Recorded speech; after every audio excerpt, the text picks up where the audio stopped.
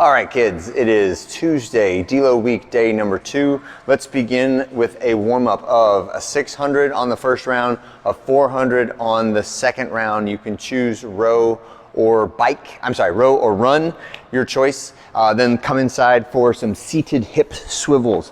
Take your time on these and really try to stretch out, especially the knee that's pointed down, right? The knee that's pointed down and leaning over the top of it can be really effective at working out some of the tightness in your hips, right? But rock back and forth, 8 reps total. Then go to our plank position for some scap push-ups. Shrug those shoulder blades back and together, and then push as high as you can get away from the ground and shrug back down again. Make sure at no point should the elbows bend on that movement, and then our hand width should be approximately shoulder width when we do that.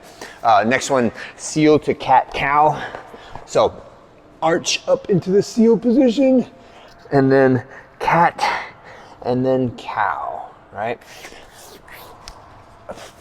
Standing quad pulls next. Very easy one. If you would like to incorporate some balance movement into this, that is fine too. Or if you want to hold on to something while you're doing it, that is also fine. All right, but pull your heel to your butt. Nice dynamic stretch. I try to get my knee as far away from my hand as possible to get that diagonal cross body stretch when we do those. And then the last one is just a real gentle toe touch, rolling up to the overhead reach. On this one, I don't want you to think about hinging, right? Like we normally bend the knees a little bit and hinge back at the hips. I want this one, you think, to curl, right? So start with tucking your chin, then rolling your upper back and shoulders, then rolling your lower and middle back, and then draping yourself all the way down to the toes, and then uncurling on the way back up, all right? All right, so that's our warm-up sequence. When we finish that, we're going to get into our bench press.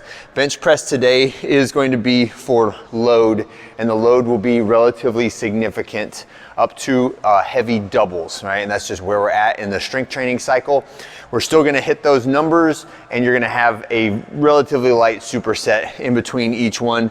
Feel free to take a lot of time on these and get the most quality out of your bench press as you can. And also, because the first set is 3 reps at 70%, make sure you do some warm-up sets before that first set of 3 at 70. And our superset is band trunk rotations from a power stance. So I'm starting kind of pointing across my body, and I'm gonna rotate all the way around, and we're using the power stance today, so that means my feet are in line. I've got a little bit wider than shoulder width stance. If you do shoulder width stance, it's a little bit harder to keep your balance when you're doing this, so a wide stance is what I prefer when I'm doing it. You should feel those external obliques on the side that's away from the rig getting really engaged as you rotate across the body. Try for 180 degrees. Your torso mobility may limit you to less than that, but try for 180, all right? That is our strength session for today. The conditioning is a deload 4-time workout, which means it's just a task priority workout. You have a 600, a 400, and a 200 meter jog to start each round, and then 12 reps of a slam ball at the standard weight, but just think of them as like about this fast. So slam ball, slam ball, slam ball, right? Like I know you can do it faster, but you don't need to today. Just do the movement. Same thing on the burpees, right? I know you can do these faster, but just get to the ground, all the way down, get back up, jump and clap. No rush, just do the movement, practice getting on the ground and getting off the ground. All right, recovery burpees, deload burpees. I know it's not a myth. All right, have a great one today, and I'll see you on Wednesday.